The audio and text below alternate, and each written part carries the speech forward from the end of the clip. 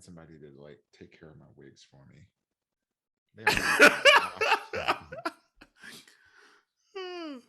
I don't know. What should we say? You just snap. You're like, sir, come and wash my wig. I might ask Rose, like, where do you take your wigs to have them like, washed and pressed? Because that's all I want. I just want them washed and pressed. Yeah. Like some of them are like have been sweated out so much, not by me, by other people. Because after the parties and whatnot, I don't wear them anymore. That's such an Auntie Char moment. Hey community, here's what's brewing today. PornHabits. Adele, it ain't easy on me. And Black Squid Games. So get your cups ready for Minority Report.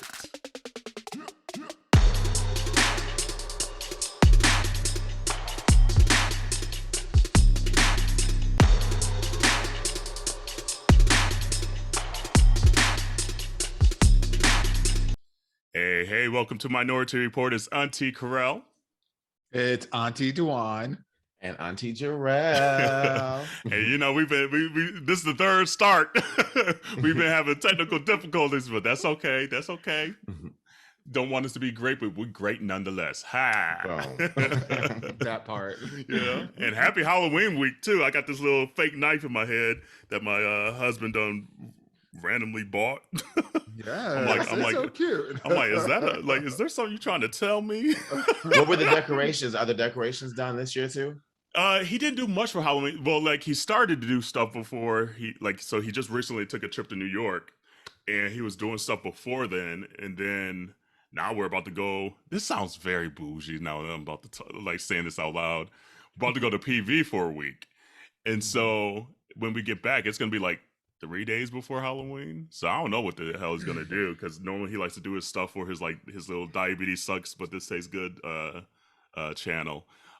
So I don't know, but he brought these home. He has like some kitchen towels, and then he kind of has like little pumpkins and stuff kind of on the counter. Where's the fog machine at? Where's my fog machine at? We'll see. Oh, faithful. I'm sure he got something. I'm sure he working on something.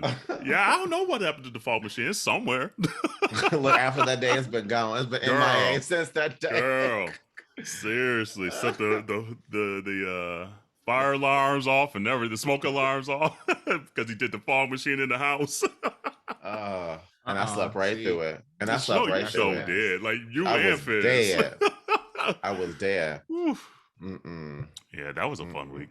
That was a fun weekend. We had a good little time. Corey met up with me and Adam and Hugo and Milos for dinner, and found this cute little spot in Tribeca that has live music, and it was just absolutely delightful. That's what he said. He said he enjoyed himself.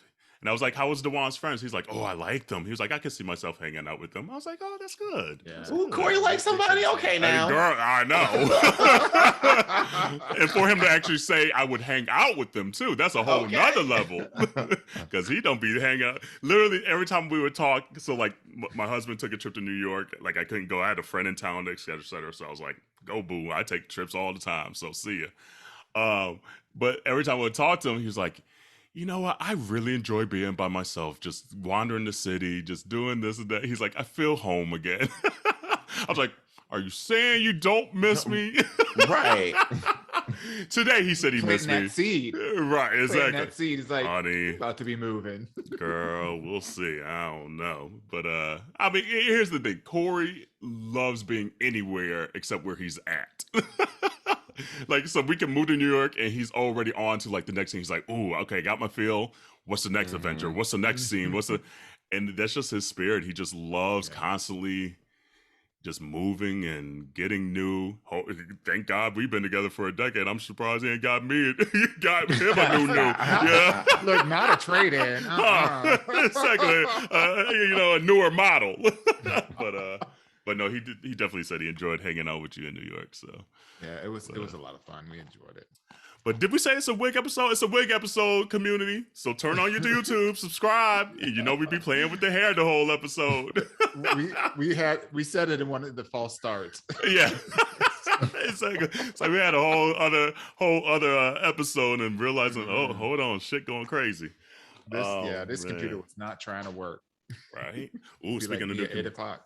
I ordered me a new computer today. The new MacBooks came out. Yeah. Oh, okay. Girl, that cost an arm and a leg. I am excited though. But girl, Apple be getting your money. Apple knows how to get some money. I'm like, damn you, You're Apple. right. They came out with them. They said, "Oh, we bringing the ports back," and everybody's like, "Oh, I'm gonna get that now." Girl, seriously, I was like, "Damn!" But like, I just need one, just for obviously like the podcast stuff we do. This my current computer is just kind of showing its age a little bit, and time is money, and money is time. Like it's like I can't be waiting around on this computer, you know. So I'm excited, but it did cost a pretty penny. You got the new AirPods out too.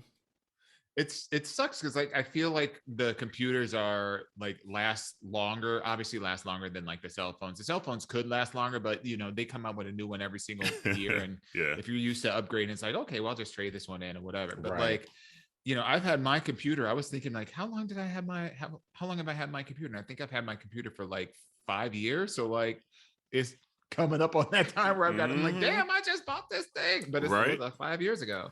And that's how mine is. Mine is 5 years old. So it's like, it's still kicking, but for what I need it to do consistently and fast enough, I'm like, okay, boo-boo, you slowing me down. You slowing me down. It's like, let me get my purse out. All mine needs to do is look up porn. That's it. Do you watch porn on your computer still, or do you watch more on your phone? No, I can't. Really? No, I need my hands. Y'all heard that? She said hands. Plural. I know that's right. Her hair. Right. Stun on us if you want to, ho. I know that's right. You know, I can't be doing like, you know, like, well, first of all, I have the Pro Max. So the phone is big and clunky to begin with. And with the regular phones, you know, like the regular iPhones or whatever, I would be able to touch everything on the screen, you know, so when you're flipping through videos or whatever, you can do it all like this and it won't be a thing. But when you gotta like, you know, do this and then do this and you're supposed to be doing this and no. So look, I've got good at going from this, being able to flip that bitch over. Same here. I'm like, I know that's right. She ain't got time for them kind of gymnastics. I'll be going through that Twitter too. I'm like, nope. And that's funny. Like this was not on the agenda, but it's just like, it's funny when it comes to porn content. The point is ultimately for you to get off. But you don't want to get off to everything. You're just like, that ain't doing it for me today. That ain't it. So like, so you prolong in the process, you know. But it's just like you got to find that one perfect moment in time that's worth the release. Exactly. Yeah. It's true. It is so true. It's like, damn. It's like, damn. I'm over here going through all of Twitter just trying to find some random dick when I done seen like 1,000 at this point. Oh man, telling on myself again. Shit. It's amazing how it's amazing how much variety we've become accustomed to needing. That's true. I was just thinking about, like, as you were saying that, like, you know, back in the day, people had, you know, like porn DVDs and porn video cassette tapes. And I never really got into that because like I'm like a one and done. Like once I see it, I don't want to see it anymore. Like there are very few scenes that get extra mileage out of me. So I was never part of that crew that had like, you know, like DVDs that I watched all the time or whatever. So like, but now it's just, if there are times where I just don't want the same genre. I'm like, well, you know, the last time I was looking at this, that, and the other, and I want to spice it up a little bit and try something else and, you know, go through the stereotypes. You know? So funny. I know it's funny to think about that because like in the past, like honestly, Twitter's like my porn now. But in the past, I would bookmark certain like sites or whatever scenes that I like, but I would find that I would rarely go back to it. And there was one scene that I really enjoyed, and it was like probably maybe one or two that I would at least multiple times and say like a year, we're like, oh, you know, let me go and revisit that one. And then they took it down from like whatever site it was, like Pornhub, and I haven't been able to find it since. That's a sad thing, but that was a good one. I don't even remember like the porn stars' names. No, Look, oh, is it illegal? Hell no. Like, you know, right. They took it down. It's like, let me clarify it. Right. No, it was like these two just like beefy dudes in there flipping, and dicks were like slanging, and it was everything. I was like, yeah, I like a little flip moment and a little porn moment, you know. It's just like question, since we're on the topic of tell porn. me what you think about me. Do you prefer like more produced pornography, or do you prefer more amateur pornography? It's 50-50. It really just depends for me. It really just depends. That's interesting. Yeah. I would say for me, probably more amateur. The scene I was just talking about was a produced scene. Yeah. But especially with Twitter, I find I almost sound like the amateur of it. I kind of almost like the exhibition of it, the voyeur of it. That kind of part of it kind of gets me more than, okay, the pizza man's at the door. Ooh, is he gonna fuck me? Ooh, what is that in your pants? Is that a pepperoni, or you just happen to see me? So those not as much, but it doesn't mean that I won't get off to it. But it's probably like 80-20, maybe even 90-10 at this point. What about you, Jarrell? He said 50-50. Yeah, it's 50-50. I mean, I guess to me, like the amateur ones are more like people obviously done this on their phones. Like if it's produced where you can see like the obviously editing and like the scene change and stuff like that. Like those are the ones that it probably just depends on who the people are involved in the scene. You know? But there's something more just about the amateur that just makes it be like, that could really happen. Right, that could go down. That's relatable. You know. It's like, oh, I know your Instagram. That means like you a real person. Yeah. So what about you? I'm definitely more a fan of the amateur. I don't like things to be too produced. I'm not into overly big guys, like big, beefy, muscular, like guys with, I don't know why I'm waving my brush. Ooh, yeah. She got the wine, bitch. Look, for y'all that are watching on YouTube, you're gonna get a whole other extra show. But yeah, I prefer scenes that just feel more natural and real, and I prefer guys that look more relatable, you know, in terms of like body type and all that kind of stuff. Like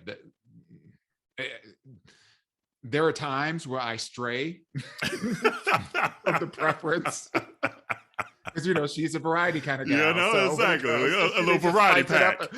but I typically go for those kinds of things. Now, the second question, a follow-up question to y'all, since we're on the topic of porn, yes, is, do you prefer watching porn that simulates the kind of sex that you already like, or do you go more towards stuff that's outside of your comfort zone or interest?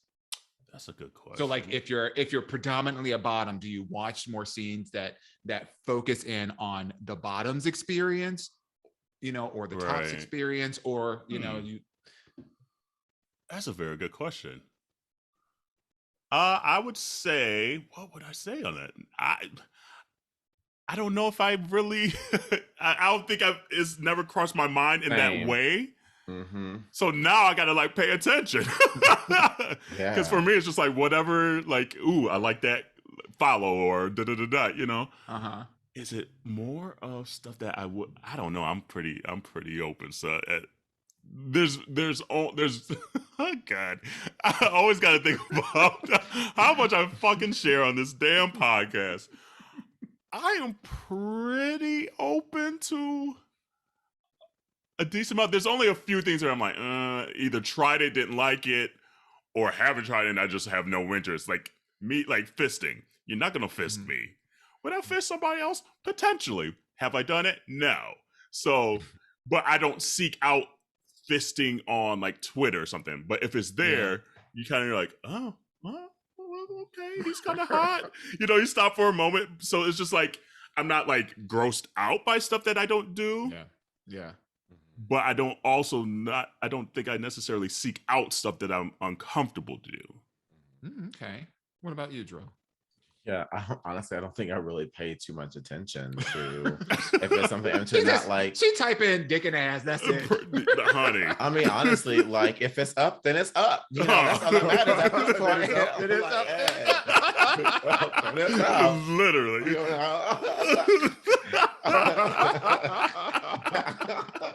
That's the only thing that I care about in that moment. Serious. So, you know, whatever was ever adding to that, sign me the fuck up. Right. Because here's what happens.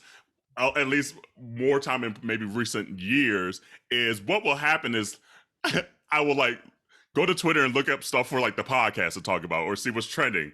But then just randomly go across a random picture and go down a fucking rabbit hole of dicks and ass. And that's how it usually happens. So that's why I'm like, I don't think I even really put too much thought, because it might be just a random dude that looks cute. And I'm like, oh, and it's off to the races. What about you? Do you especially on Twitter? Well, especially on Twitter, because like Twitter is just like, it is just like the dark web anymore. It really is. Like the fact that I was just sitting here thinking, not right now, but like earlier today, I was just like, I wish there was a feature where you could turn off people's likes, because I don't mind the stuff that they retweet, but people be liking a whole bunch of stuff, and I don't need to see all that. Like I miss the people that I follow, because I'm seeing that you like some dick and some ass, and I'm not looking for that right now, you know? So we need to figure that out. I wonder if there might be a feature out there that maybe might be like almost like a child feature. So that kind of sucks, because it might take out like swearing and things like that. So I don't know. That's a good question. I'm sure there's a way to limit people's likes or the share, because like I hope so. I have to figure that out. You can hide people like from your timeline. So I'm sure there's a way. Because I don't care what you like, and I just want to see, like, if you're sharing something, I want to see that, and I want to see the people that I'm actually following. You know, I mean, I don't have like gazillions of followers. I have like 150 followers on Twitter. I really don't use it like that. But at any rate, for me, I actually seek out things that I typically don't do in the bedroom. Okay. You know, because again, it's like that variety, like, oh, I wonder what this is like. And I wonder how that looks. And like, you know, have you picked up skills from it? Like, has it, or not class in session, right? Taking notes. This show was not even a topic we planned on talking about. So sometimes we just go where it go. But like, do you pick up either like skills, or does it like open you? No, God, open you up. Okay, no pun intended. Does it open you up to potentially be like, you know what? Actually, I would want to try that.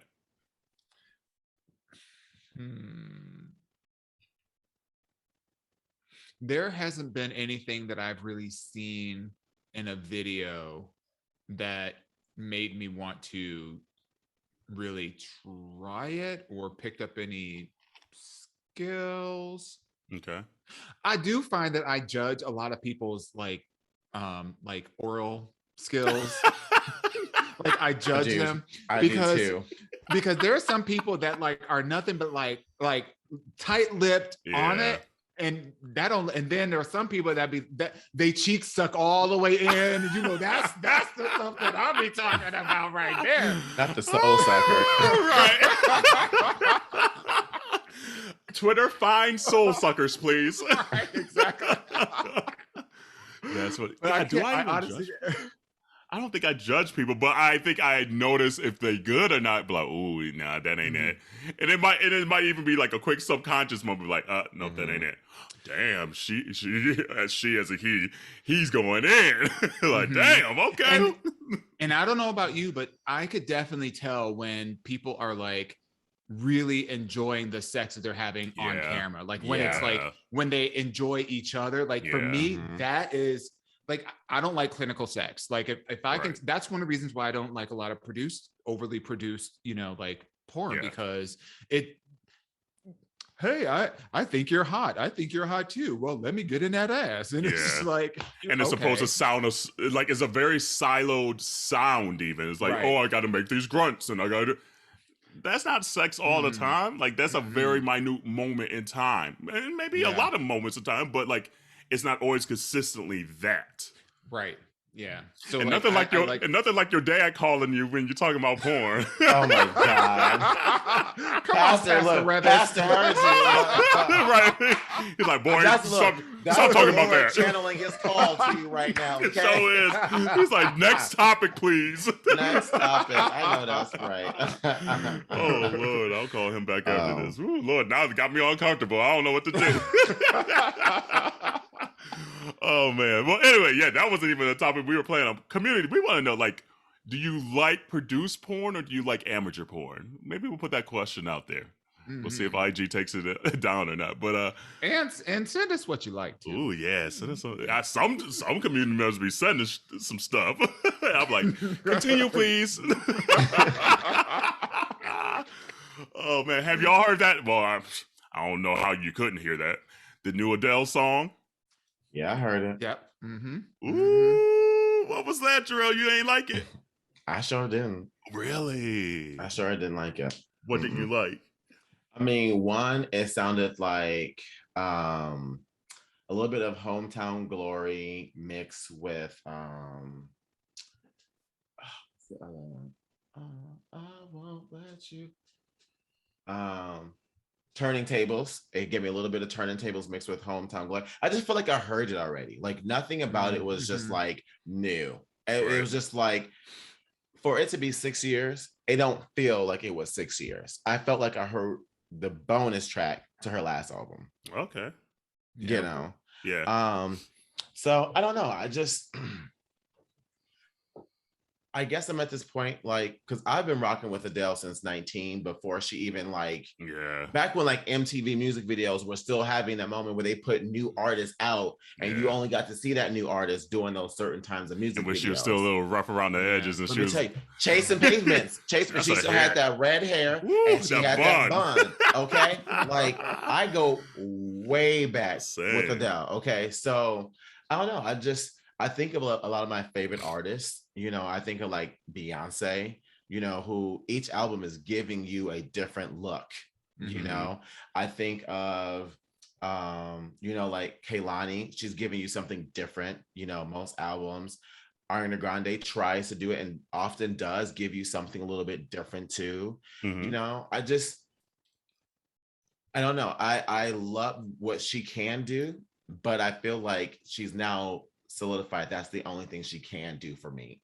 And it's kind of sad. No for you, dog. Yeah, you know, I just want to see some evolution from her, you know, like, so I don't know. I'm hoping that she's gonna have like some features on it. I know like that fake thing that came out like 3 weeks ago about how she had Beyonce on it and Ariana Grande, and then I was like, oh shit, bitch, hold on, wait. But there's no features on it. She said so in Vogue that she doesn't have any features. I don't know. I would love for her to do something different. So I'm waiting to see the rest of the album, to hear the rest of the album. But that song just didn't do it for me. Okay. Sorry. Duane, what you thinking? I don't like slow songs to begin with. He said slow songs for skinny hoes. Shitty tempo. Right. He want the big bitch Adele. So like when I heard it, I was just like, okay. So I gotta listen to this when it's raining. I gotta listen to this, you know, after a fight, you know, with my man. Like, right. It didn't do anything for me. And I kind of knew that going in. I listened to it because, you know, I knew we were going to be talking about it on the podcast, but, you know, I'm not really a stan for her. I think that she's incredibly talented. You know, I love her. You know, I appreciate her music for what it is and what it does from a culture standpoint, but it's not in my rotation at all. Yeah. You know, and honestly, I don't even know if it was worth like I don't even know, like for me, I don't even know, like from an entertainment value, was it like, is this a song that's like worth playing on repeat? Yeah. You know what I mean? It was like, I heard it and it's like, I feel like like you said, Duane, like I feel like I have to be going through something to hear that song. And the thing that I liked about her last album was like she still had some upbeat tempo songs that were like, you know, they were still a little sad, but you still had a little something, you know. So I don't know, like Set Fire to the Rain. That was that. Roll in the Deep. Those were all like sad songs, but they had some oomph to it. Right. Just a little bit. Yeah.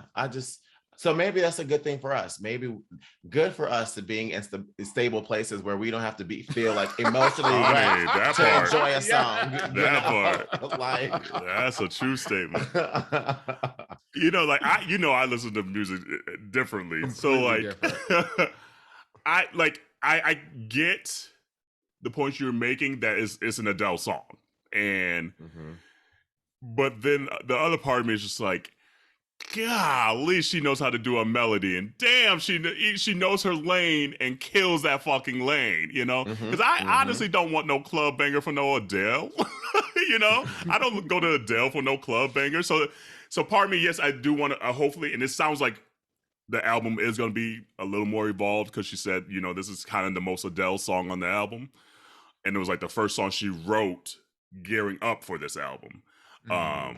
And it was like from the perspective of she was going through the divorce. So the song's towards her kid, saying, hey, go easy on me. Like, I know this is some fucked up shit for you, but take it easy. So like in that regard, I'm like, okay, that's dope. Like, because I don't think I've ever heard like a song from that perspective before. Yes, it's very melodramatic and it's very Adele, but she sang the shit out that damn song and the melody is stuck in my head. So in that regard, I'm like, damn. And I like that it's completely different than anything that's also on radio. Like everything, even like an Ariana and everything, has the underlines of hip hop, of like the 808s, the triple hi-hats and all this stuff. So at least, yes, it's very slow, it's very melancholy, and it's very melodramatic. But I'm like, at least there's a little reprieve that like literally 98% of other people are doing out there. She's this generation Celine Dion. She's like the adult contemporary star of this generation, and so I mean, in that regard, I enjoyed it. Do you think that you would have the same perspective if there were other like anticipated music dropping at and around the same time? Because I also feel like the fact that this kind of released in a vacuum, like there was nothing else really around to like compare it to. So do you think you would have the same perspective? Yeah just because she's just different. Like, here's what I also enjoy. Like, I don't know if people pick up on it, she uses very little to probably no auto-tune. And like a lot of people are like, oh, things like the auto-tune of like T-Pain. Everyone uses auto-tune, you just don't even know they're using auto-tune. Yeah. I like that she sang the shit out the song, and there's points where it's flat, there's parts where she's a little sharp, and that's how you kind of get more of the emotion of Adele, quite frankly, because she's not like fine-tuned, she's not perfection, if that makes sense. She's dope as shit. Like, a lot of people can't sing that song, but there's like these imperfections in it that I'm like, okay, that's dope, because some people strive for perfection and not a moment, if that makes sense. That's why I like her so much. I don't know if you've seen her live before, but one of the reasons why I'm a fan, she sounds like her fucking records. She sounds like her song. Yeah, she sounds just like it. So like that's one of the reasons why I'm a stan, because that when she's putting out this music, she sang. Yeah. So that's why I appreciate her. But I don't know. Maybe part of me is still because I'm still mad about the whole Lemonade situation too. I'm just like, y'all really just got this woman who can only do one trick, thinking she can beat out people who are multifaceted. Like, I don't get it. Like, because Beyonce can do all sorts of shit. Yeah, girl, she gave you country, she gave you rock, pop, she gave you everything. Okay, and still wasn't enough. But this woman sings one damn lane.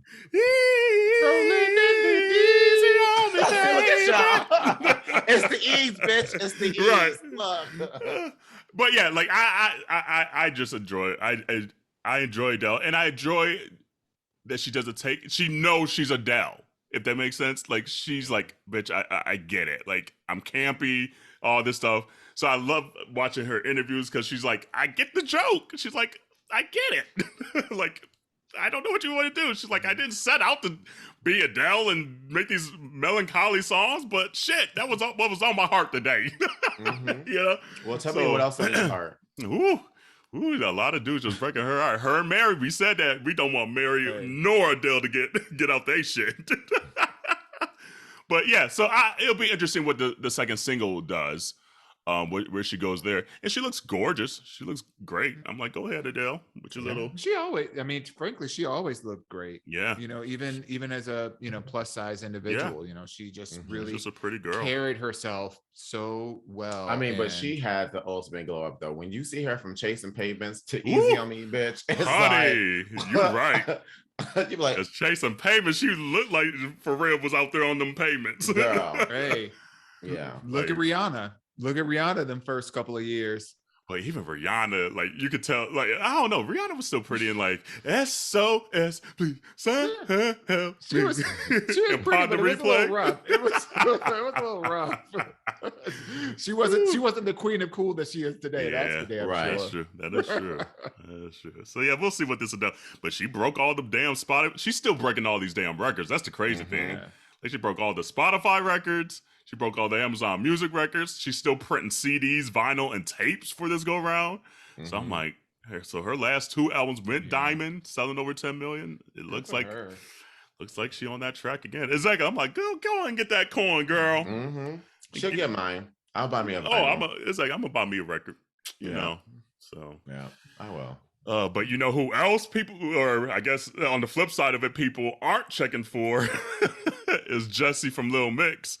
They're saying that she's doing some black fishing, is what they're coining it. So instead of catfishing, instead of catfishing, she black fishing. That's fucking funny to me. You know, for some reason, I can't think about like that old man who got the dollar. You gotta be quicker than that. I just like doing that to black people. Like that's right. I just imagine a white person trying to catch a black person. Like, oh man. But they're saying in her new song with Nicki, it samples that Bad Boys for Life sample. So already in that regard, it's like, okay, that's a very black song. But just like her aesthetic and her outfits and her hair and her steez and her lingo in the song and the video, they're saying you're taking this from black women. And rightfully so. I mean, like, not even rightfully so, like rightfully them saying it's correct because she did look like a black woman in this song and video. And it's just like, where's that line of appreciation and appropriation? And I mean, we see it in all facets of life, but it's just like, where and how can black artists get the same coins that they're pumping into Jesy? Yeah. Well, first of all, black people don't want to be white, so I mean, could you imagine? I mean, the closest we came was Candace Owens. Andre. Oh no, I was saying the closest we came was Andre 3000 in a Polaroid picture. Yeah. His hair was laid in that video. Oh, I was here for it. Honey. I was here for it. For it. Yeah, I honestly know. Oh, go ahead, Boo. I was gonna say I watched the music video. I wasn't here for it. I hate that she sampled the whole damn song. The whole song. It would have been nice if, you know, the chorus maybe had some of it in there, or if there was a little bits and piece of it. But it was like, this is your debut to show you, and your debut to show you was to take from someone else. Yeah, twice. Like, twice, you know, like that's not how you debut, you stepping out from a successful girl group at that. Yeah. And on top of that, you claim that you were tired of being dragged or being compared to the other women in the group. And you come out and then you compare yourself to black culture. Yeah. I mean, what do you think is going to happen? Yeah. Like, if you know people are, and her response was like, she was like, well, I'm no darker than I was when I was in Little Mix. And I was like, you're missing the point. The point is missed, exactly. You were dragged then too, honey. Like, and you thought it was because you were in a girl group. But it wasn't. It's you. You know, it's you. It's still you. You know? And then for her to also be like, well, I grew up, you know, being around all the black culture, and, you know, like, I'm not trying to, you know, appropriate. I'm like, honey, but you are. Yeah. Like, you can appreciate but to take and make of your own, or to take and try to identify yourself in, is appropriating. Yeah, I always struggle with that, just because it's like, what, especially just in art forms. Hold on, I just gotta gather my thoughts because I don't want to say something crazy, because it's just like, it's let me step back. So, okay. It's a struggle. Away, y'all. It's a struggle just because, like, when it comes to art and singing, a lot of times, even just us, wherever we grow up at and things like that, say you are around Black people. I see it all the time in Atlanta, just with like white dudes, and I'm like, okay, but you in Atlanta, I kind of get it. Just the cultural impact of just literally growing up and living there. If that is her case, cool. So in my mind, part of me is just like, how does she separate the two and make sure that she's appreciating and giving credit where credit is due? I don't know how, but she's clearly appropriating. And it's just like, and I agree with you, Jarrell, in the respect. It's just like, if this is you stepping out, that's not the way to step out, because I doubt all the styling that you had in this video is completely you, you know? And so I always get torn in that regard, because it's just like, yeah, she might have actual point. If you grew up in that culture, if you grew up in Black culture, I don't know if she did or didn't, you're going to be influenced day in, day out, even if you don't even realize it, But you need to still find a way to say, ooh, that's too far. That's too far for me to go to be wearing all the same hairstyles, the same clothing, and then go get Nicki Minaj. So, yeah, I mean, I think she could have, you can enjoy Black culture, absolutely. You can enjoy a lot of cultures, but you don't have to, like, do it from head to toe. You know what I'm saying? It's just like when, we talk about like these white actors that are playing Black roles. Bitch, you better not paint your face back. I know that much. Like, so that's the kind of thing. The styling didn't have to also match the sampling of the music from our people. She could have done like a little poppy little music video and still kept the same beat, did a completely different take on it. It didn't have to even it out a little bit. I just feel that there's a lack of authenticity. And maybe that's what it is. It just, there are some people that will do anything to pop off, even when you're in circles where like, oh, you got this opportunity to work with Nicki, who's like, a mega superstar, and this is a great platform for you. And it comes off as inauthentic. There are some people, and I don't know, it's like that thing where, people say they got the it factor. You can't really describe what it is, but they have it. It's just like when somebody's being authentic and real and they evolve, they're just evolving, it comes through. But in the same way, and maybe this is the sixth sense that we all have, like, let me rephrase, we as Black people have, because we can spot that shit when that shit ain't real and ain't coming from a good place. We know. So like, I'll give you a perfect example. Pink. Y'all remember when Pink came out?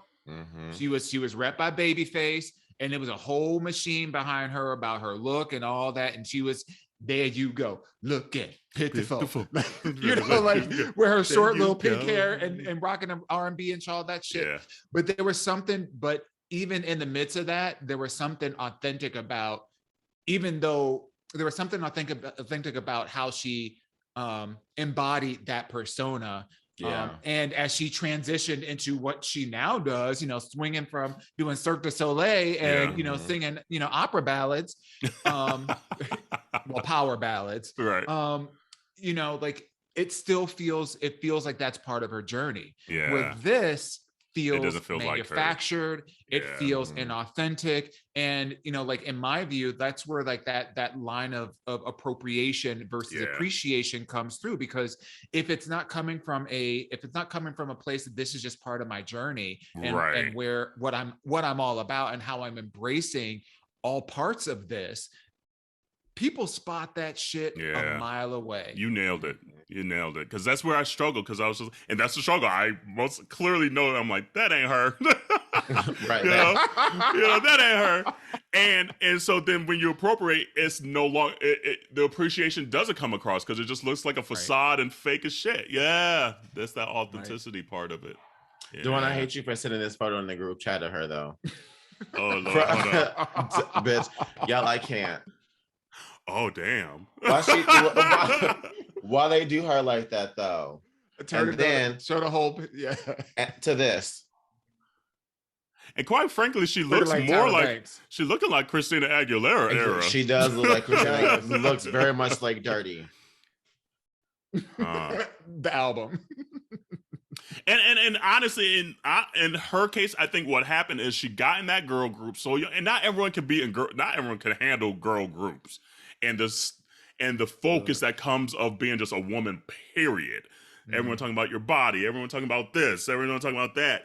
And I think that's what happened to her is she got into the group so young, she didn't have enough life to know who the hell she was or is. Yeah. And so then you go through this whole career, you little mix trying to find yourself. Obviously, it looks like she's gotten plastic surgery. I don't know. Your body, your choice. I don't care. But I think that's what is also coming across. It's just like now this is just another era of you still not quite knowing who you are. Take a little more time because you just got out of the little mix a year ago. That ain't enough time to figure yourself out if that's why you left the group. So that's what I think that's all of that's encompassing in this situation. And if you're gonna appropriate, you better at least do a damn good job. The song ain't even all that. Because that's how we are with black people. We pick and choose. If the song is a hit, we might like that shit slide. We might like that shit slide. But the song ain't a hit, so we're like, girl. And you gonna appropriate us? Oh, no, girl. You ain't adding nothing to the culture. Oh, man. But, oh, God. Well, we done spent half the episode talking about porn. I didn't know we was 40 minutes in. Let's take a quick little tea break. We interrupt this episode for very important information. That's right. You've been asking for it for a long time, and we have heard you. Yep, it's been a long time coming, but it's finally here. Yo Aunteas got merch! Hey! That's right. You know what? We got tees, we got long tees, we got sweatshirts, we got fanny packs, there's just a whole gamut of stuff out there, so go and check that out. We are so appreciative of your love and support, and we are so excited to launch it. Girl, where can we find it at? Ma'am, they can head right over to minorityReport.com to check out the selection. That's right. That's MINORITEA report.com. All right. Well, here we go. What time is it? Ask your Aunteas.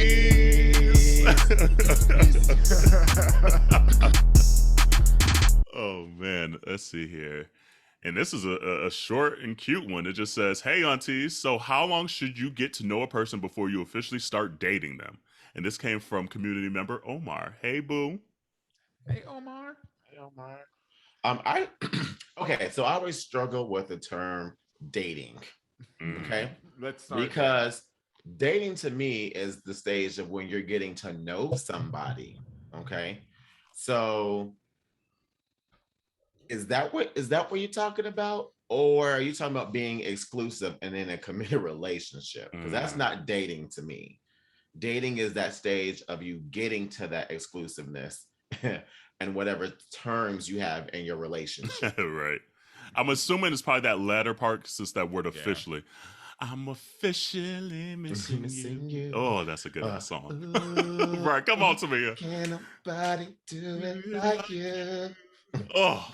She sang the shit out that song too. She did. Okay, sorry. All right, so back to Omar. So let's help her.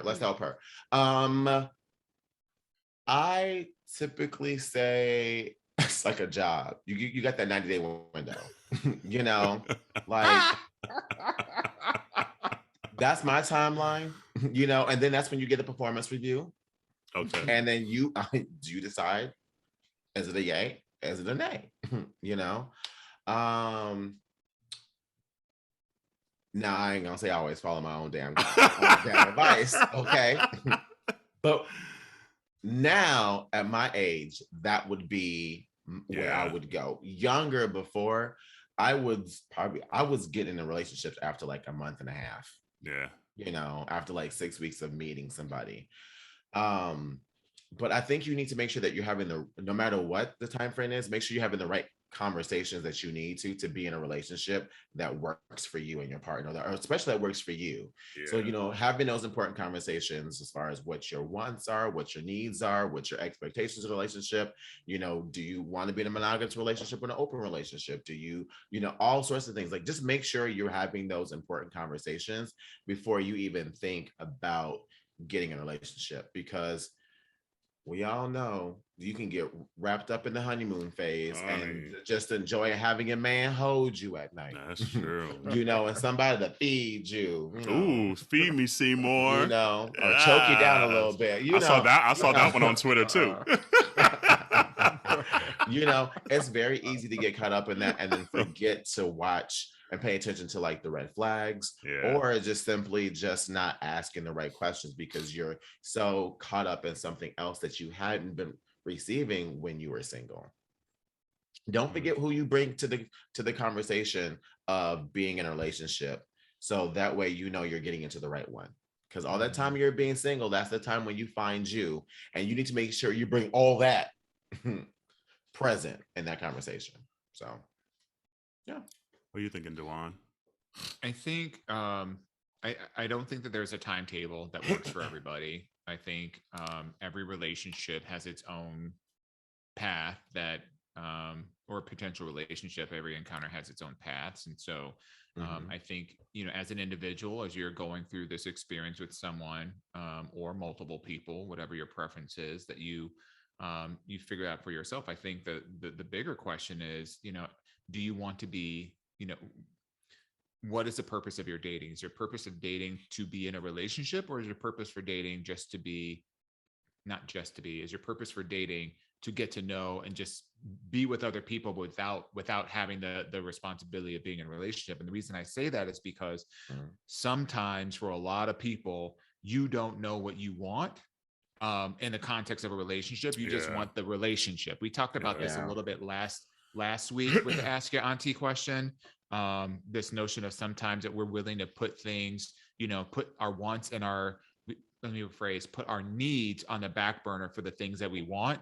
So it's like you want a relationship, but you can't really answer the questions for yourself around, well, you know, how do you feel about, you know, about monogamy? How do you feel about raising kids? How do you feel about interracial relationships? How do you feel about political stances and all these other things? How do you feel about, you know, what kind of communication, you know, style do you have? What is your love language? Like all these other things that, you know, that you uncover over time. And so this notion of like, how long do I have to wait before I can get into a relationship with a person? You can get into a relationship, you know, like on the first date.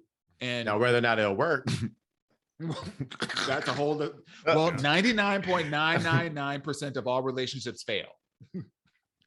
Period. That's why we date around, you know, so, and you learn from those failed relationships. So yeah, you know, how long, you know, do you have to wait? I would say, you know, first ask yourself the question, what is it that you want out of a relationship? And what are the things that are non-negotiable for you in terms of what that relationship should look like and what's going to make you, what needs do you have that need to be met in order for that relationship to be fulfilling?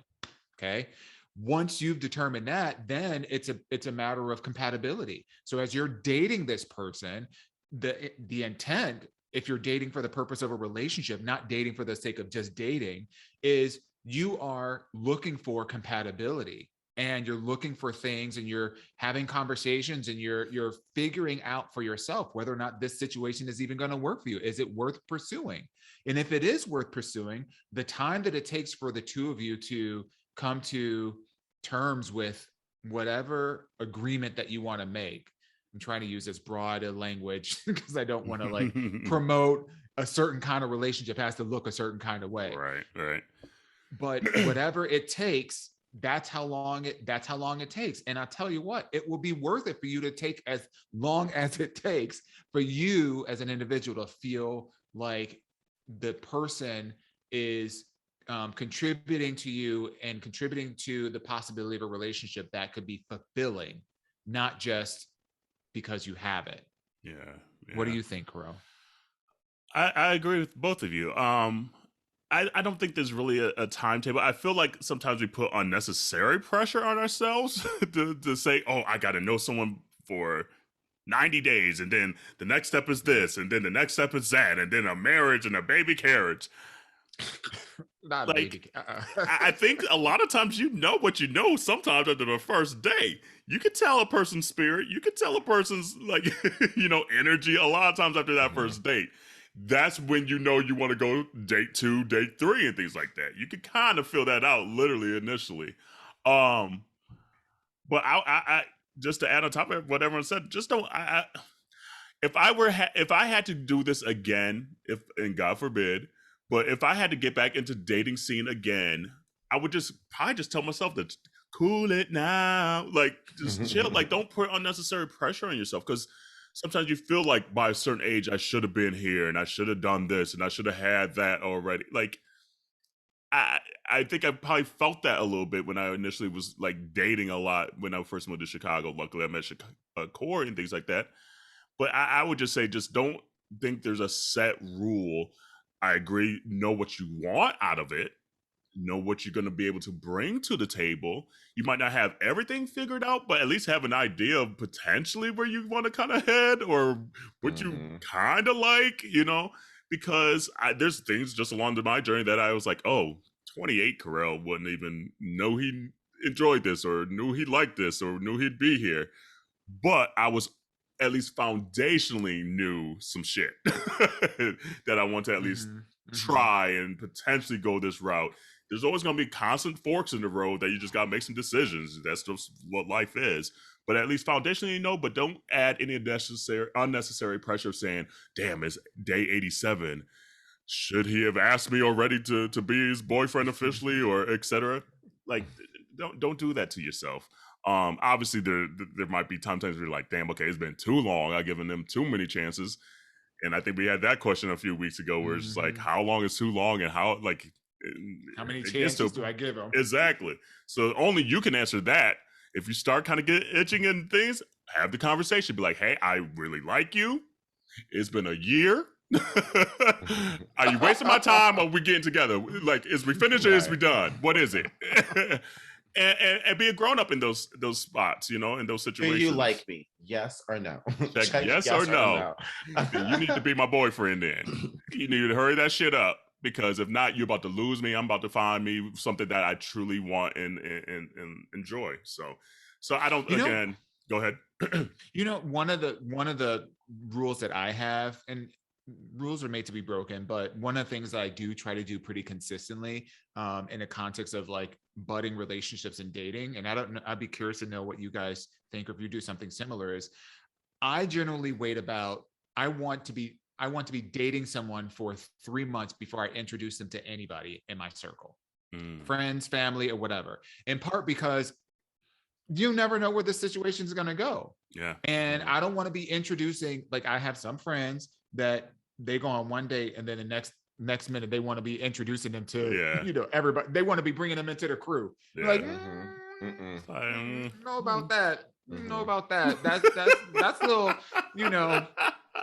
we got a good thing going. We don't need somebody else mixing this up if they ain't gonna be around here for the next 10 years. So like for me personally, I usually wait. I want to make sure that I'm good with that person to say, yeah, you know what, we've been dating for a while. I tell my friends about it. I don't keep things a secret, but I tell them like, oh yeah, I'm dating someone or whatever. Well, when can we meet this person? Well, let me figure some shit out first. Is this gonna work before I start bringing somebody into the crew? Yeah. And then when I feel good about that, which is usually around like 3 months or whatever, then I start like introducing them around and whatnot. So, but do you guys do anything similar to that? I mean, I do. I mean, like when I met Fizz, the following weekend, I went to Dallas and we had our Dallas trip, and y'all were the only people that knew that I ever met that man. Like no one else knew about him until I changed my Facebook status to in a relationship. And people were like, What? So what happened? Yeah, you know. So I tend to kind of do some of the same. Like I don't want people knowing whether or not, because you never know. You never know. You never know. And then even when we got in a relationship, it wasn't until 3 months later that Fizz even met anybody, whether it was friends or family. So I definitely try to keep my relationships, especially when I'm dating, just private. You know, I don't know. Yeah, no, I agree. The same way with Core. Yeah, and even at that time too, like I wasn't out to everybody too when we were first initially starting, so there was even that dynamic. So I was like, she was asking a lot. I thank God for Corey, because like dealing with a not out to everybody person. Because like at that point, like I wasn't looking for no serious ass shit, so I was just like, I ain't gotta tell nobody nothing. Like I don't owe nobody nothing, you know. Like if you're close to me, okay, cool, I'll let you know. But like, so my situation was just a little different.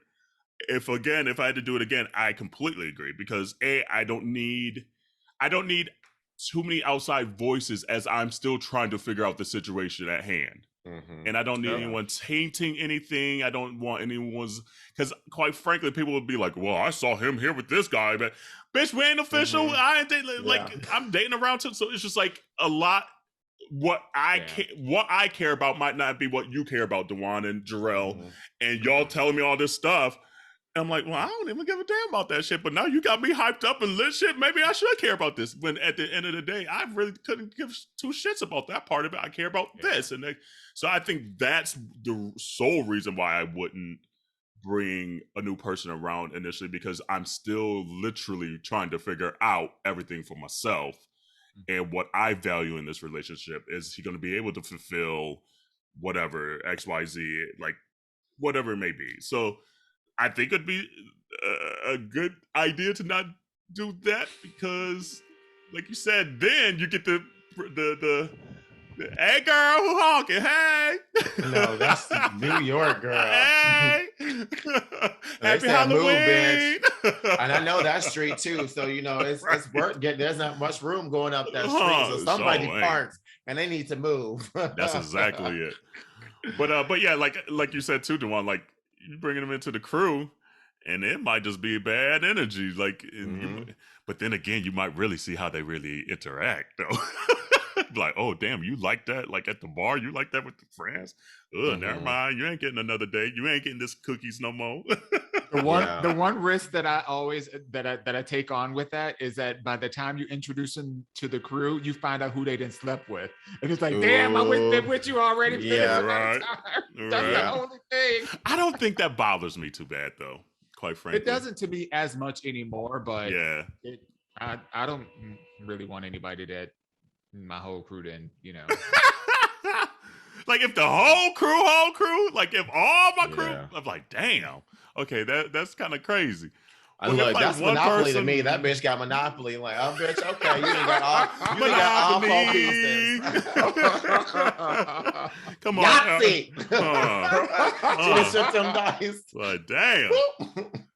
But like, I mean, the gay scene is just so small anymore. Like everyone has a past. Like we can't be too naive to think that like he's been celibate his entire career. You know.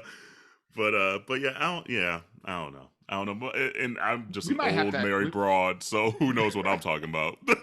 We might have to add this to another episode, because I know we're running out of time. But and they still out there honking. I'm sorry. Oh, you're fine. But I would be curious of you guys, but also of the community. Yeah. Now that everybody then got an OnlyFans, a 4Fans, or whatever, does that matter?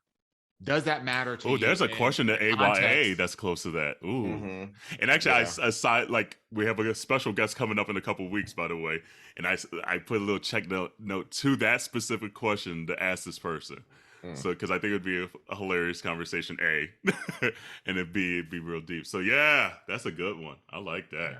But community, great question. Thank you, Omar, for sending that in. Continue to send your questions to aya@minorietyreport.com or DM us. You guys have been sending. You guys did good. We asked y'all to send some questions. Y'all sending a nice little squad of questions. That. Thank y'all so much. Continue to do so. Come on. Yes. Sometimes y'all be holding out. Y'all be honey. Girl, let us just read you. We love you. Let us read you. That's it. They're like, I don't want to hear what the auntie say. No way. You about to get me. Man, I know that's right. Quickly, RIP to Colin Powell. That one, I was like, wow. And especially because that's one of those, and it's getting a lot of publicity because it's a breakthrough case death. And I read an article, breakthrough deaths from being vaccinated is still like 7,000 compared to the 700,000 or something like that that have died without it. But that's a sad one. That was a sad one. He was kind of a trailblazer for the community. Yes, he was a Republican, and sometimes you might not agree with some of his politics, but he broke a lot of ceilings for a lot of Black folk in the political ranks and the military. So that's a sad one. Mm-hmm. He was also one of those. I know, damn, just try it.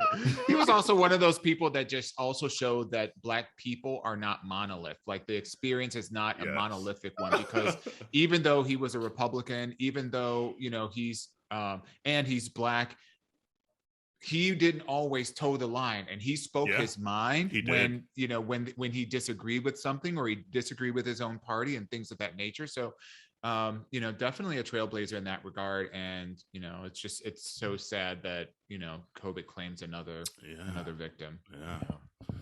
Dewan, you said you had a little game for us, like a one got to go.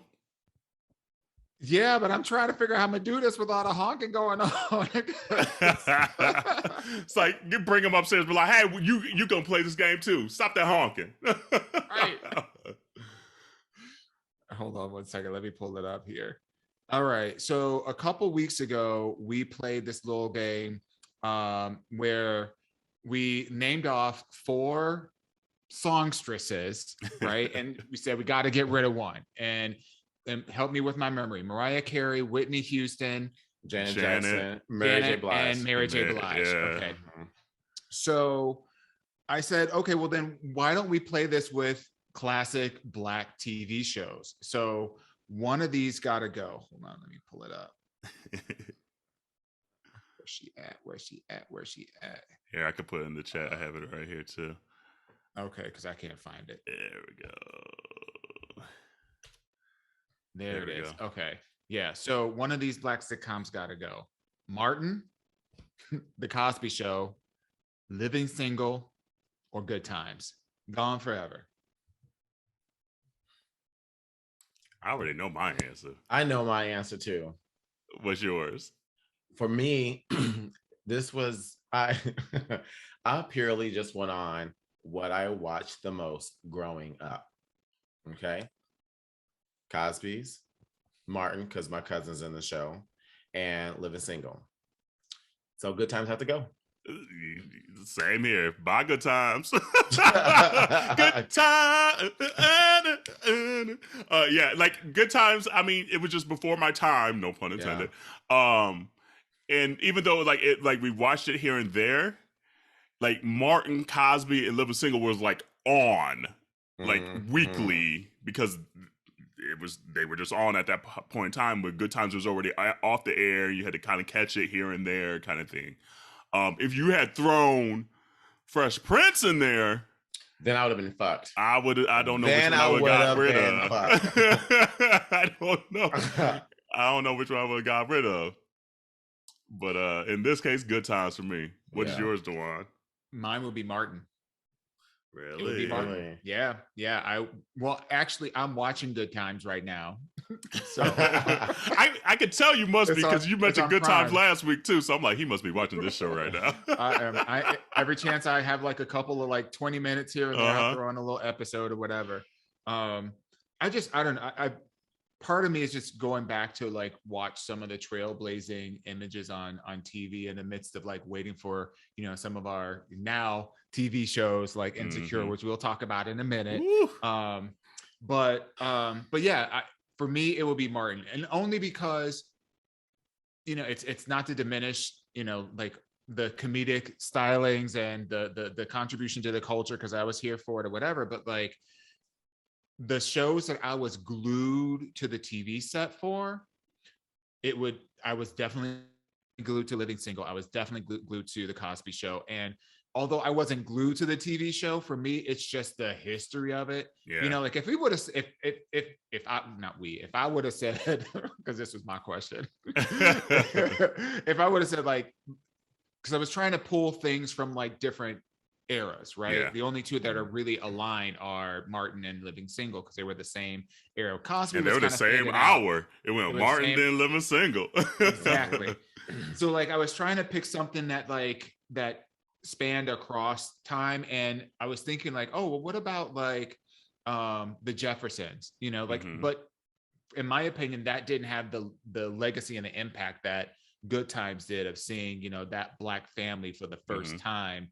You know, like that's interesting. Do I think like growing their family, the impact that like the hurt that Florida, you know, the Florida had, the damn moment when you know James decided to, well, not, you know, the character, the actor that plays James decided to leave the show because they were making a mockery. They were making the show more about JJ and a mockery of, it's almost kind of like that Dave Chappelle piece, right? Like, you know, it's getting too much, like y'all laughing at us and we're cooning for you, and I'm don't want to be part of that. So like on a principle of that, I'm like, yeah, I got to stick with them. Yeah. It's just interesting though. You said something about Jeffersons versus Good Times. Which one was like a bigger, almost like cultural impact? I don't know. I almost say Jeffersons is right up there for me too. Just because even this, like, it was a spin-off show. They gave a Black dude a spin-off show off of the whitest show, you know, Archie ever. Bunker. Right. Archie Bunker. And then 227. Good Times was a spin-off of. Yeah, that's true. Was this Good Times was a spin-off of Maude? Yes. With B. Arthur. And then I was just thinking even the legacy of the Jeffersons with 227. And so that's interesting. I don't know between the two. Both of them are huge. But yeah, for me, Good Times when I was younger was like my parents' show. Is how I kind of saw it. And then Martin and Living Single were like combined because they were literally the same night. And Cosby reminded me of my family just because we were like a middle-class Black family, just trying to survive, you know. And so growing up, I related to that show a lot just because we weren't in poverty, but we weren't like Fresh Prince of Bel-Air, you know, kind of thing. And even the Cosby's might be even a little more high just because he was a doctor and she was a lawyer. So that's a crap ton of money too. So we didn't have all that, but we didn't want, you know, and so I was able to kind of relate to that and just a lot of the situations they were going through, especially living in a predominantly white area. I felt that show kind of saw my situation a little more, so I couldn't get rid of that. So I was like, Good Times, bye. Well, again, if you put Fresh Prince in, I don't know which one it would be. And I feel like we might have talked about that once upon a time. I forget, but I think we did like didn't we do like a elimination? I think so. With like TV shows or something like that. Yeah. I vaguely remember that. You know, after 142 episodes, it's hard to remember. Girl, that's a true statement. It was funny. I was like, hey, gayish. It was their 250th episode, and they did like a live episode. And that was one of the questions that they had for them. This just like, they're asking like specific moments sometimes, and they're like, girl, we don't remember. We don't remember everything, you know? And I was like, I so relate to that because it's just like, there's certain things that definitely stand out. Either it was just like, very emotional, or we got very heated, or like it was just so fucking funny that like it's just like a timestamp. But there's other conversations where it was just like in the moment, you're so in the moment, said what you said, and you keep it moving, and it might not have that marker.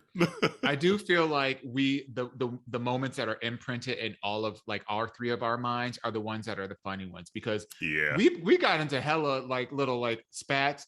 And I legit, like, there was one that was last week. And I'm like, what the hell was we arguing about? I don't know. I was listening back. I was like, we was all kind of saying the same thing, but we were just in our feelings last week.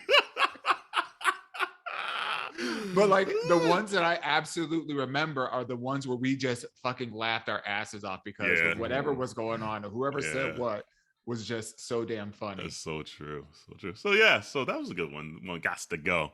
And I guess even before we get out here real quick, do we want to do the petty news or do we want to do the Squid Game one? Maybe we do the Squid Game one. We save this petty news for another week. Yeah, let's do the Squid Game one. So Devon had asked us last week and we didn't get to it. For Squid Games, what black game would you just go into these Squid Games knowing, oh, I'm about to kill this shit? And I was like, oh, that's a good one. I don't know. And do you have any options? Were there any like games that popped in your mind that we could choose from? Or you have one, Jarrell? I don't have one. I do know that some people were like, if you would you survive the Squid Game if you play spades? And I was like, I might die. I ain't gonna lie. I might die. Younger Carell was good at spades. I haven't played spades in probably like 15 years. Yeah, it's been a hot minute since I played spades. Yeah. See, it would be harder for me for like almost like music. If there's like certain music, but like, could you say these lines or do you know what name this tune? I would be I'd be like, nope. I would. This memory. I'd kill that shit. I'll be good too. I'll be good in that. There are songs that I absolutely love that I do not remember until I hear the first few beats. I'm like, okay, now I remember this song. Right. Oh wait, let me pause. I think if it's before Anita Baker. If it's before the late 80s, early 90s, I'm dead. We would hear all my life I love. And Drew would be like, damn, kill me, bitch. Right. Caught up in No. Just one more time. One more song. One more song, please. I swear. And then the next song is like Jody Watley. You be like, damn. Just give me one of the masks. Let me just take out the bodies, okay? Let me part of the faculty. That's where I'm at the Squid Games. Like the kind of black games that I was thinking of, and this is not entirely black, but like, you know, obviously Uno, obviously spades, obviously double dutch. I will fuck it up at double dutch. But it gotta be with some but it gotta be some phone. It has to be some phone chords though. Like I need that twirl. I need that twirl to be extra thick. When it makes that sound. It does, and it hurts when it hits your ankle. And that's why I used to do that, because you made sure you lift them toes up. Seriously, that shit hurt. And then slide, slip and slide. You know, so. Oh, is that what it's called? I never knew the name of it. Mm-hmm. It's called slide. Never knew the name. Y'all could have said, are you serious? The next game is slide. I was like, kill me, bitch. But then when you just did the motion, I was like, oh shit, I know that. Come on now. It's called slide because that's the first thing you do. Yeah. I never knew. Wow. And then did you ever do tweelily, tweelily,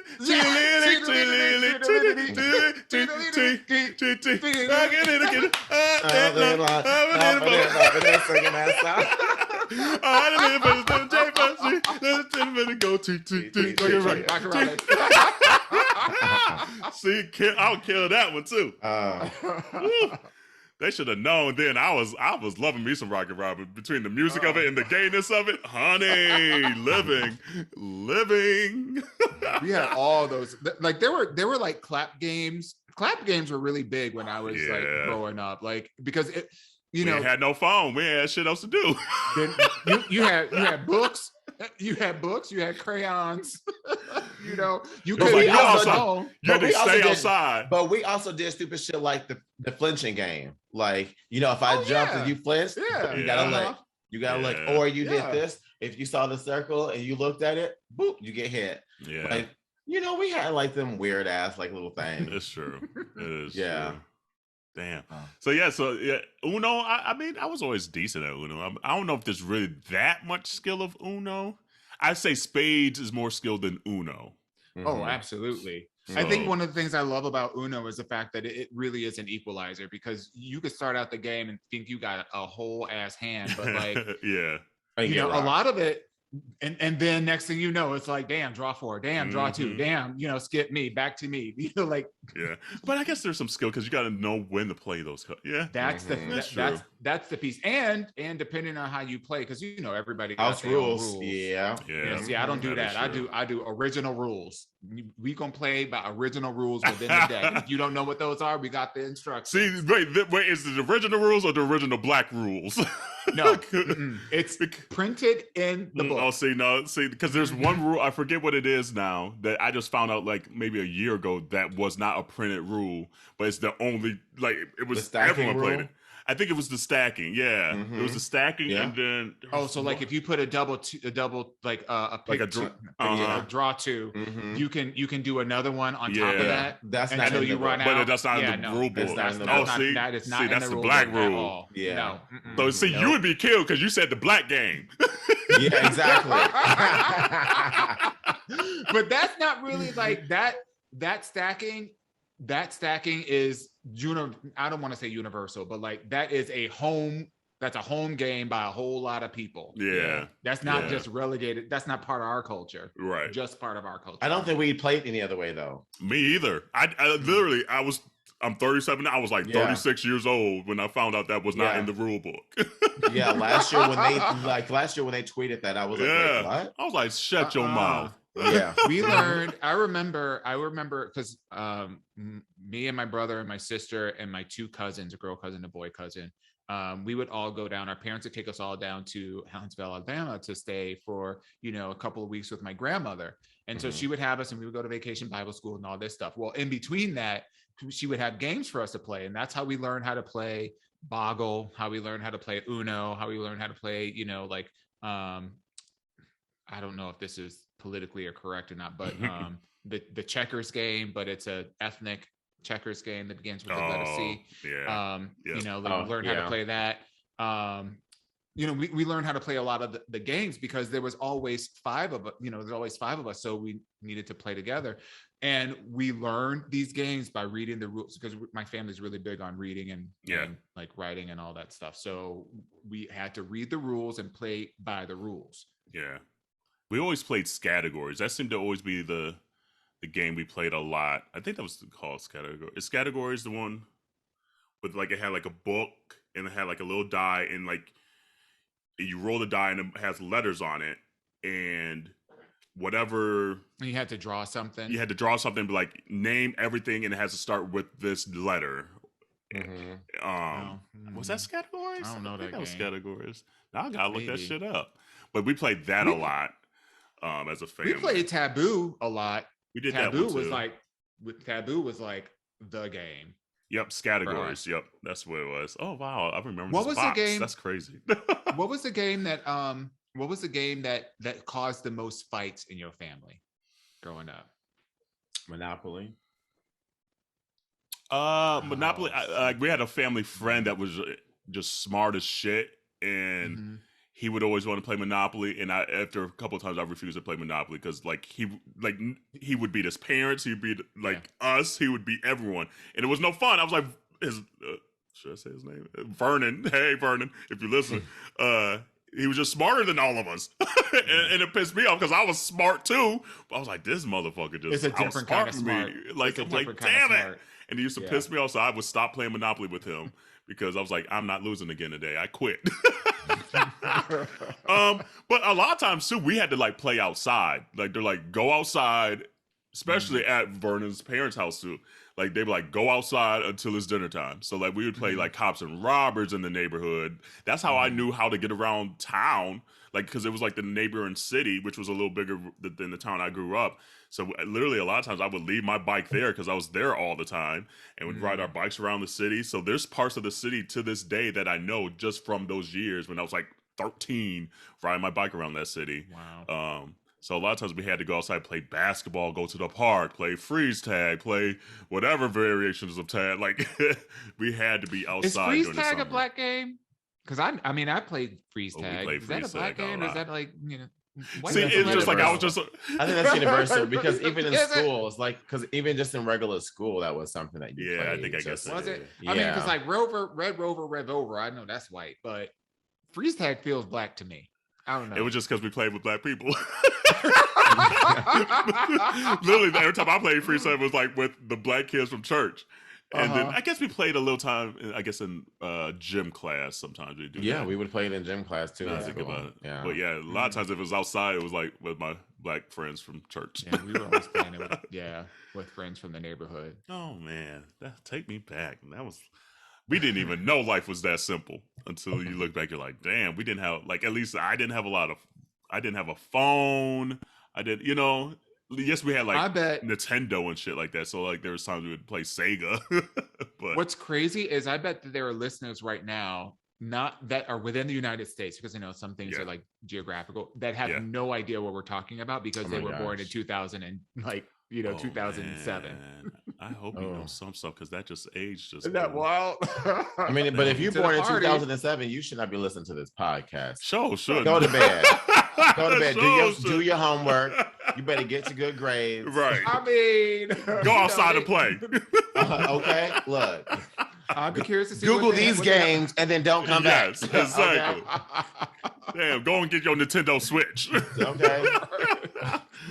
Oh man, but all right. I did want to bring up one thing though, because DeJuan didn't bring it up. Mm-hmm. So DeJuan, you were talking about the can. Well, we talking about old school stuff. We're talking about our childhood. Yes. And I had never heard this one. Okay, context for everybody.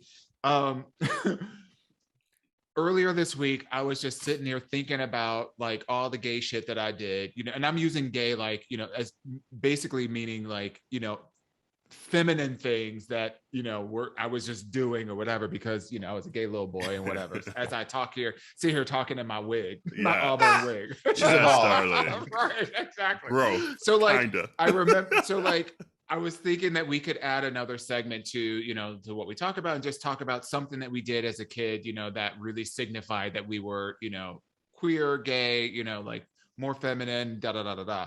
And so one of the examples that I brought up was, taking like a t-shirt and put it on your head and pretending it was hair, right? So that's one example. And this was another example. So Jarrell, take it from there. So when I was a kid, and DeJuan was the one who mentioned this because he asked Carell. Carell's like, I don't know this. I don't know how you but did like, so I just remember as a kid, like you would take like a can of Coke or a Sprite, and you would lay it on its sides, and then you would make sure that you timed your heel of your foot to go right in between the lid and the end of the can, and it would like crunch against your shoe. And then so when you would walk, it would make that click-clack sound like you had on heels. I've never and heard you would this be elevated, and you would be slightly elevated, like right. So you had a Ken Hill, girl. You had a Michelle Obama. But look, if you're 8 years old, and you ain't nothing but 4 foot nothing. Yeah, that 1 or 2 inches was everything. You elevated like life. Oh man, no, I've never heard of that. Never did it, but I feel like I missed out. It's like I'm about to go downstairs and get a can now. And I was mad because I remember I was about like 11 or 12 years old when I basically aged out because my foot was wide enough that I couldn't crunch in there to actually create the heels. I was like, damn, I can't do this no more. No, I will save another story for another episode of just the gay things that I got caught on. Oh god, and my mom's not gonna hear this episode too. I'm gonna have to like talk in my adult days now to her and be like, what were y'all thinking? Like, how did y'all not know? Or you probably knew, you just wanted to deny it. Right. But yeah, I like that. That's a cute little segment. We'll continue to do that. Just in community, if you have one, send them in and let us know, and we'll talk about it on the episode. Like the gay shit you did when you was growing up. Yes. Let's celebrate our history. Hell yeah. Just piggybacking on last week's episode, gay history. Period. In Ohio. That was that chapter. And gay history in Ohio. Little DeJuan Hawkins. Clacking around the neighborhood. Picture me looking like little Wendy Williams. How you doing? Put socks in my t-shirt and have a That is too funny. Too funny. No, I feel like I missed out. Well, damn. Well, community, hopefully staying safe out there still, getting this fall. Happy Halloween. If you got some cute little outfits that you're doing, send them our way. We'll post them. And on that note, wash your hands, wash your legs, wash your ass, and we'll see you next week. Bye, y'all.